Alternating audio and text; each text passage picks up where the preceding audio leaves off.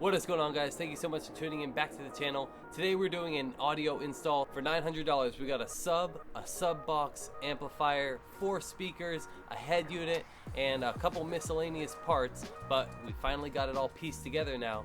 We're gonna show you guys basically what we're using, where we're putting it, and hopefully this goes pretty smoothly. I think it will. So we're gonna jump right into it. I'm gonna show you guys what we got exactly. So we got 4 kicker speakers, the CSC65s. They're supposedly really good range of mids and highs, fairly inexpensive for a decent speaker, and I think these are just gonna be perfect for the Miata. Next up on the list for the sub is a JBL 8-inch Stage 810. Because there's no room in the Miata, we could either go in the trunk or inside the cabin, which is going to result in a higher quality, a bigger punch to that bass. So to house that 810, we actually got this. It's called the MiataBox. Now this sits right inside the passenger footwell. Because I'm dailying this car right now, legroom isn't that big of an issue. Since Alina's so short, it's not really going to bug her. We actually dry fitted it into the car just to make sure that she was okay with it being in front of her feet, and it worked out perfectly for our situation. So for the head unit, we used the almighty Atoto head unit doubled in. We don't really know a lot about it other than the fact that it's going to be able to power everything that we need, like the speakers and the sub, all at the same time through an RCA. Super easy to set up. It's got Apple CarPlay and Android CarPlay. All we really needed it for was to be Bluetooth compatible. That's it. We're not setting up an antenna. It's going to be super plug and play for the most part. So for the amp, we actually went on Crutchfield to get this part. It is the Soundstream 4500.1, I believe. It's a 5-channel 4500 watt amp.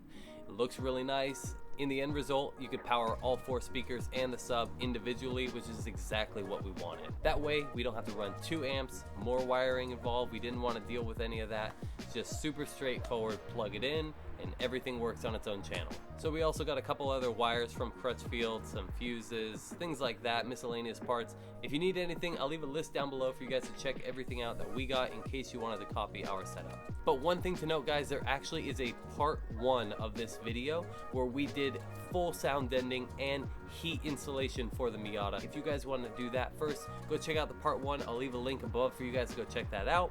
If you've already watched it or you don't need to do it, then stick around and we're gonna start this install.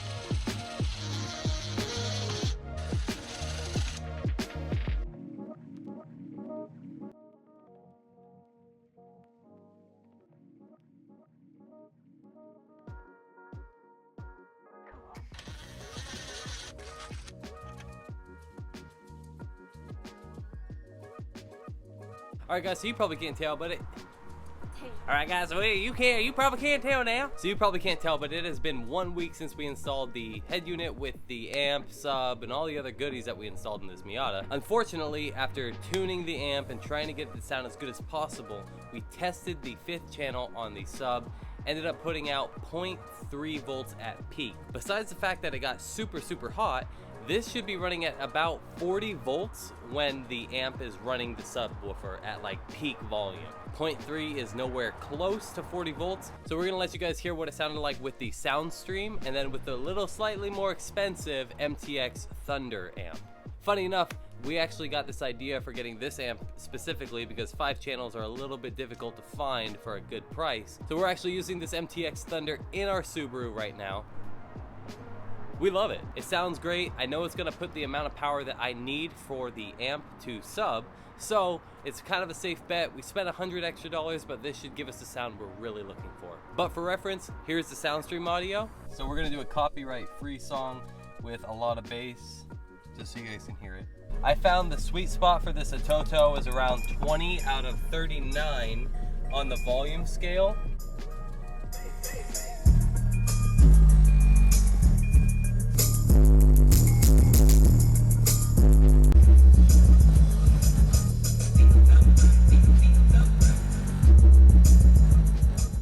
So now the sub and amp combo for the SoundStream is technically supposed to be running 500 watts, but this is nowhere even close to 500 watts. If anything, it's more about 50. Now it sounds okay, but when I started driving back and forth to work to test it out, unfortunately, I like to ride with the windows down. All of the bass sound has been lost once the windows get rolled down. It's just not loud enough to compete with the amount of wind noise coming throughout the sides. So we've come to the conclusion that it's not the speaker's fault, it's not the head unit or the sub, it's just the amp.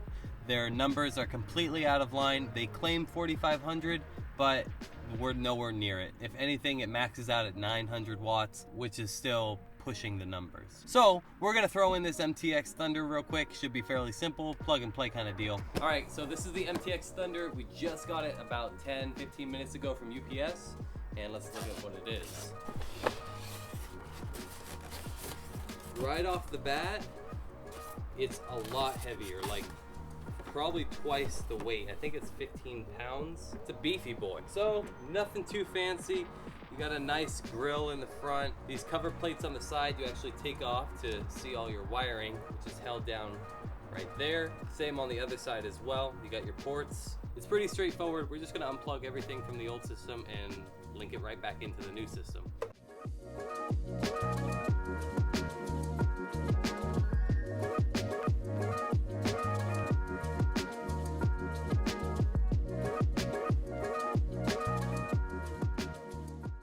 And here's the MTX Thunder. So hopefully we don't get a copyright strike on this, but you can see how loud it actually is. I'm talking at a regular volume right now, and we can still hear this clear as day.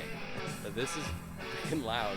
It's set to volume 30 of 39. It goes to 40, or 39 technically, but set at 30 right now. And it's pretty damn loud, like it's going through the neighborhood. But I'm happy with it, super happy with it, yeah. There's definitely not gonna be any issue with driving on the freeway now. All right guys, so we finished up the install completely, tweaked around with the amps a little bit. Unfortunately, it did take a little bit longer because we had to get a different amp because the old one just wasn't cutting it. But it sounds very, very nice, very clear, and it's just at the right volume to where you're not blowing out your eardrums. I can crank it all the way up to 35 without having anything cut out, and it almost hurts my ears. A lot of the sound is actually covered by the rear speakers from the mat, and when you pull that back, it's actually too loud at that point to listen to it at full volume like that. So overall, the box is okay. It's a good alternative to the trunk. If I were to do it again, I'd probably throw a 10 in the trunk just so we can get a little bit more bump to it. So the speakers are good overall. I am happy with them. They go super loud without distorting, and they're perfect honestly for what we're using them for, is mid-range and high range. We took out all the low frequency because we're using the sub, and I couldn't really be happier with them. As far as the head unit goes, you get what you pay for when it comes to head units. This one was cheaper, but it did give us the look that we were going for. We did want the Apple CarPlay and the Bluetooth.